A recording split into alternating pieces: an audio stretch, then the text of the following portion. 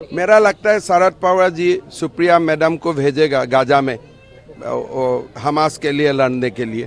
तो 5 राज्यों में इलेक्शन को लेकर माहौल बने लगातार आप पूरे देश में घूम रहे हैं, क्या कुछ आप सिचुएशन देखा जीते बीजेपी? अच्छा है चुनाव का हवा।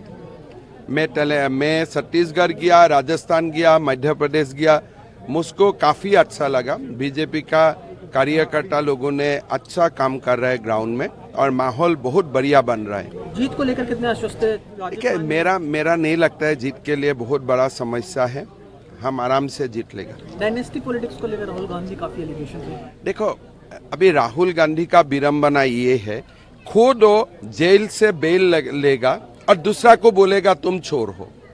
आज खुद एक डायनेस्टिक पॉलिटिक्स का आपका तो कोई क्वालिफिकेशन नहीं था, आपने कोई जिला पंचायत में काम नहीं किया, ग्राम पंचायत में काम नहीं किया, कॉलेज का चुनाव में काम नहीं किया। आप यहाँ है अपना पिता और माता के लिए, और आप अगर दूसरा को बोलेगा कि आप डायनेस्ट हो, मैं डायनेस्ट नहीं हूँ, तो उसका बारे में क्या बोल सकता हूँ। लास्ट क्वेश्चन सर, इजराइल को लेकर शरद पवार ने जो बात रखी है, मेरा लगता है शरद पवार जी सुप्रिया मैडम को भेजेगा गाजा में हमास के लिए लड़ने के लिए।